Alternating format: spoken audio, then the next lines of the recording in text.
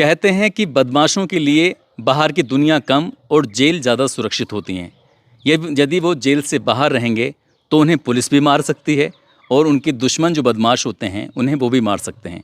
इसलिए criminal, don, gangster, ज़्यादा से ज़्यादा लोग इस तरह के जो होते हैं वो बाहर की दुनिया में कम रहते हैं और जेल में रहकर ही अपराध करते हैं, क्राइम करते हैं। आजकल आप सोशल मीडिया पर, टेलीविज़न और अखबारों में इस तरह के बहुत सारे किस्से कहानी सुनते रहते हैं, देखते रहते हैं। उस्मान सैफ़ी ने तो आपको बहुत सारी कहानियाँ सुनाई हैं, लेकिन आज की कहानी जेल में रहते हुए किस तरह से एक जेलर बदमाशों से मिला हुआ था, उस जेलर को ही जेल भेजने में अहम भूमिका रही थी सर की। आज हमें फिर सौभाग्य प्राप्त हुआ है उत्तराखंड की धरा पर, देहरादून में। इसी घर में जो खूबसूरत घर, बहुत सारे लोगों ने पूछा था ये खूबसूरत घर है किसका? ये घर है उत्तराखंड के डीजीपी महोदय अशोक कुमार जी का। सर आपका एक बार फिर से बहुत स्वागत है। लेकिन मैं कहानी शुरू करने से पहले मैं चाहूँगा कि आप अपनी जो नई किताब जो आज आपकी लॉन्च हुई है, मैं उस प्रोग्राम में शामिल रहा था, मुख्यमंत्री उत्तराखंड के भी आए थे। किस तरह से इतना भव्य प्रोग्राम हुआ? ऐसे प्रोग्राम कभी होते नहीं हैं। देखिए, वो तो लोगों का प्यार है और टॉपिक इतना रेलेवेंट है, प्रासंगिक है, समसामयिक है, क्योंकि आज की तारीख में साइबर क्राइम बहुत ज़्यादा बढ़ता जा रहा है और उसने लगभग हर किसी के घर परिवार से, दोस्तों में से कोई ना कोई साइबर क्राइम का शिकार हो रहा है। तो उसी की कहानियाँ हैं साइबर एनकाउंटर्स जो किताब है। अभी हिंदी में रिलीज हुई है, इससे पहले इंग्लिश में दिल्ली में रिलीज हुई थी। हिंदी वाली बुक को आज माननीय मुख्यमंत्री जी ने रिलीज किया है। तो ये बहुत ही रेलेवेंट और हॉट टॉपिक है और इस किताब के माध्यम से, कहानियों के माध्यम से हमने दिखाया कैसे लोग लालच से, डर से, लोभ से फंस जा रहे हैं साइबर क्राइम में और कैसे हम उससे बच सकते हैं, कैसे पुलिस वर्कआउट करती है। जब हम ये अपराधियों के अपराध करने का तरीका समझेंगे तभी तो उससे बचेंगे ना। तो इसलिए हमने इसमें साइबर सेफ्टी के टिप्स दिए हैं, कैसे साइबर क्राइम से बचा जाए। एक चीज़ पूछ रहा था सर मैं, जब मैं वहाँ पहुँचा था उस प्रोग्राम के अंदर, तो जब मेरा नंबर आया किताब लेने का तो किताब ख़त्म हो चुकी थी। तो ऐसी स्थिति में अब मैं भी अगर किताब लेना चाहूँगा तो वो कौन-सा प्रिकॉशन है और हम कैसे ले सकते हैं उस किताब को? आजकल तो अमेज़न पे सब कुछ उपलब्ध है, कहीं भी अमेज़न से ऑनलाइन ऑर्डर कर लीजिए, हिंदी हो, इंग्लिश हो। अदरवाइज़ मेरे ख़्याल से हर शहर के जो प्रमुख बुक स्टॉल्स हैं, एयरपोर्ट के जो बुक स्टॉल्स हैं, सभी जगह ऑक्सफोर्ड है, क्रॉसवर्ड है, बुक वर्ल्ड है यहाँ का। हर शहर के जो मेजर बुक स्टॉल हैं, सब पे उपलब्ध है दोनों भाषाओं में। मतलब इंग्लिश और हिंदी में उसका नाम साइबर एनकाउंटर्स है। हाँ, दोनों भाषाओं में एक ही नाम है, साइबर एनकाउंटर्स। क्या बात! अब आज की कहानी है वो सर, कहानी कहाँ से शुरू होती है जब आपने एक जेलर को ही जेल भेज दिया था? देखिए, ये कहानी हरिद्वार की है और मैं एसएसपी हरिद्वार था। ये 2003 की आसपास की बात है, 2 या 3। तो ये कहानी ऐसे हुई कि एक एजेड आदमी मेरे पास आया और उसने कहा कि सर जो है मेरे पास जो है फिरौती की मांग आ रही है। और मैं बड़ा हैरान था, वैसे भी दिखने में भी गरीब ही लग रहा था, ऐसा रिच आदमी तो था नहीं, टिपिकल देहात के आदमी जो होते हैं। मैंने बोला, बाबा आप करते क्या? उसने कहा, हमारी छोटा सा दुकान है। तो मैंने कहा, आपकी इनकम कितनी होगी? बोले, इनकम तो कुछ नहीं है। मैंने कहा, कितना पैसा मांग रहे हैं? कह रहे 1 लाख रुपये। 1 लाख रुपए? हाँ, ये 2002 की बात है। अरे बाप रे! 2002 के दिनों का 1 लाख आजकल 20 लाख के बराबर तो हो ही जाता सही बात। है ना।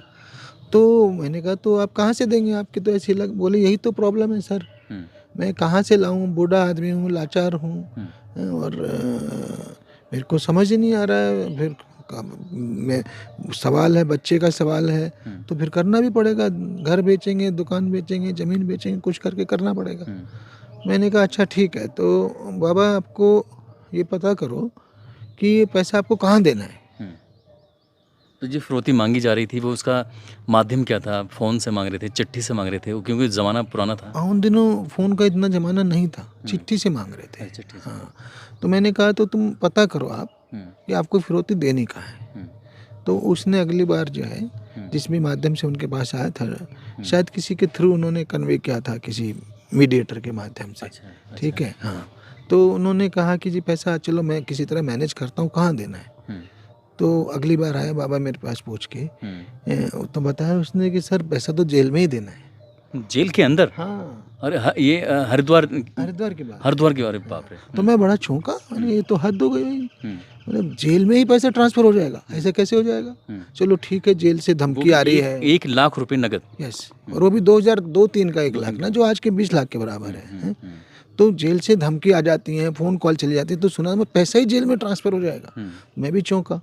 तो मैंने कहा ठीक है बाबा, ये तो बड़ी सरप्राइजिंग है और शर्मनाक बात है, इतना ऐसे ही जेल के अंदर क्राइम हो जाएगा। मैंने कहा अच्छा तो चलो तुम ट्रैप कराने को तैयार हो? पहले तो सोचा उसने थोड़ा, और फिर बोलता ठीक है सर, कराएंगे ट्रैप, क्योंकि इस तरह के बदमाशों को तो पकड़ा ही जाना चाहिए और इनके एक्सपोज होना चाहिए। क्योंकि मैंने कहा भाई रंगे हाथों पकड़े जाएंगे तभी, जेल की मिली भगत के बिना तो हो नहीं सकता। अदरवाइज जेल के अंदर ही पैसा ट्रांसफ़र होगा तो बाहर भी तो जाएगा फिर। सही बात। तो इसलिए जेल वालों की मिली भगत तो होगी। तो फाइनली हमने ट्रैप लेकर आया। वो कैसे कराया सर? एसओजी टीम लगाई, बेस बदल के, जैसे होती है हमारे एसओजी वाले तो यूनिफॉर्म में नहीं रहते हैं। अच्छा। हाँ, तो उनको इनके साथ भेजा। वो कोई किसान बन के कोई ऐसी? ओबियसली उन्हीं की तरह की ड्रेस में भेजा। तो सबसे पहला तो उसमें सरप्राइजिंग एलिमेंट यही था कि जो टीम थी उसकी तो खूब फ्रिस्किंग हुई, खूब चेकिंग हुई, और बाबा का कुछ नहीं हुआ। तो वहीं से प्रूव हो गया कि कोई ना कोई सेटिंग है। लेकिन सर पुलिस वालों को देख के तो हाव भाव से पता चल जाता है कि पुलिस वाले हैं, एसओजी वाले हैं, तो वो पहचान नहीं पाए? मान लिया पहचान भी ले तो भी पुलिस वाले भी कई बार जाते रहते हैं ना जेल के अंदर। अच्छा अच्छा। कई बार खबर लेने, कई बार वो जो है वो बुजुर्ग आदमी के साथी बन के नहीं बल्कि अलग से गए थे। हाँ, बयान लेने भी जाते हैं, खबर लेने भी जाते हैं, किसी के विवेचना में भी बयान लेने होते हैं, है ना। तो जेल में तो पुलिस वाले एंट्री करते रहते हैं, ठीक है, किंतु उनकी एंट्री तो पूरे नियम से हुई 100%। पूरा लिखित एंट्री हुआ, फिर फ्रिस्किंग हुआ और हाथों मोहर लगी होगी। हाँ वही सब कुछ हुआ। किंतु बाबा की एंट्री ऐसी हो गई मुतफरिक, और 1 लाख रुपए झोले में रख के ले गए। ओबियसली तभी तो भाई, अगर एंट्री करेंगे तो फिर फ्रिस्किंग भी होगा, ठीक है। तो फ्रिस्किंग भी होगा, पैसा कैसे चला जा रहा जेल के अंदर। तो बाबा की एंट्री ऐसे फ्री में हो गई, बिना बिना लिखा पढ़ी के, बिना उसके। और फिर जाके जहाँ उसको क्रिमिनल को पैसा ट्रांसफ़र करना था, पैसा ट्रांसफ़र किया। तो जो हमारा शक था वो सही निकला। एसओजी टीम बहुत स्मार्ट थी, उसने ये भी ट्रैक कर लिया कि वहीं जेल के अंदर ही उसमें से कुछ पैसा बंट भी गया, हाथों हाथ जब हाथों हाथ स्टाफ के बीच, कि भाई तुम्हारे जेलर साहब इतना है, डिप्टी जेलर साहब का इतना है। एग्जैक्टली तो मैं नहीं कह सकता, पर कुछ पैसा बट गया और बाकी जो है बाहर के लिए चला गया। अच्छा। तो इसलिए जब हमने इसमें मुकदमा दर्ज किया तो हमने ये बड़ा कड़ा डिसीजन लिया कि देखिए जेलर के बिना ये संभव नहीं है। इतनी बड़ी मिली भगत जो है जेलर के बिना संभव नहीं। तो इसलिए हमने वो कड़ा फैसला ले करके इस मुकदमे में जेलर को ही जेल भेज दिया। तो वो जेलर कौन थे, नाम क्या था उनका? नाम तो नहीं याद, और नहीं हमने रियल नाम बताए भी नहीं है किसी भी अपनी कहानियों में। जो मेरी किताब है खाकी में इंसान, उसमें हमने नाम असली नहीं रखे। जगह मोस्टली सेम है, एक आध जगह भी बदल दी जहाँ मुझे थोड़ा वो लगा सेंसिटिव। आपने जैसे ये देखा कि एक बुजुर्ग आदमी से उनके बेटे की सलामती के लिए कि हम तुम्हारे बेटे को मार देंगे, 1 लाख रुपए की रंगदारी मांगी जाती है, आपकी टीम जाती है, पकड़ती है। तो यहाँ पर और भी जांच की गई थी कि क्या कितने और के ऐसे मामले पाए गए थे इसी जेल के अंदर? ऐसा है ना, जब ये केस क्रैक हो गया तो फिर फर्दर इंटेरोगेशन हुए, है ना। तो वो तो फिर जो पूरा नेक्सस है उसको खोला गया। सबसे बड़ी बात तो यही है ना कि जेलर को उसी जेल में उसको हमने जेल में डाल दिया। बड़ा आंदोलन की धमकी दी गई मुझे। अच्छा। हाँ, क्योंकि देखिए जेल वालों पे पुलिस एक्ट नहीं लागू है, जेल अलग विभाग है। पुलिस तो आंदोलन कर नहीं सकती, पुलिस की कोई यूनियन नहीं है, जेल में ऐसा नहीं है। किंतु हमने कहा कुछ भी करो, इतने बड़े क्रिमिनल्स को मैं नहीं छोड़ूंगा। शायद मुख्तार अंसारी केस के मामले में भी ऐसा हुआ है, जेलर साहब को जेल में जाना पड़ा, और एक आपने किया है। तो आपने शायद हम संभवतः मतलब इतिहास बनाया है भारत में। अब मैं नहीं जानता इतिहास बना है कि नहीं, पर ये 100% है कि हमने जो जेलर इंचार्ज था पूरी जेल का, उसको जेल भेजा। और शुरुआती दौर में ये हुआ कि पूरा जेल विभाग हड़ताल चला जाएगा और ये है और वो है, किंतु हमने कहा नहीं, हम श्योर हैं कि इनका इन्वॉल्वमेंट है, और इसीलिए उसको सही जेल भेजा गया और हम अपने निर्णय से टस से मस नहीं होंगे। तो बाकी सब कुछ इस स्थिति नॉर्मल रही, किसी ने कोई धरना प्रदर्शन कुछ नहीं किया ना, सही सब सही रहा, और बड़ा स्ट्रॉन्ग मैसेज गया कि कप्तान साहब जो है कड़क निर्णय ले सकते हैं। क्या बात है। ज़रा सोच कर देखिए कि कोई जेलर उसी जेल में हुक्म चलाता हो कि एक एक कैदी के बारे में, एक एक बैरक के बारे में, एक एक व्यक्ति के बारे में जानकारी रखता हो कि कहीं कुछ गड़बड़ी तो नहीं चल रही है। पता चला कि जिसकी वो रखवाली के लिए रखा गया था वही गड़बड़ी कर रहे थे, और सर ने उनको जेल भेज दिया, और जेल भी उसी जेल में वो जेलर रहे, वहीं का खाना पीना, वहीं का आबो हवा, और जेल की आबो हवा कैसी होती है आप सहज ही अंदाज़ा लगाया जा सकता है। ऐसे ही किस्से और कहानियाँ खाकी में इंसान एक किताब लिखी थी सन 2009 में, पहला संस्करण आया था, उसका संस्करण दूसरा शायद अभी हाल ही में आया था।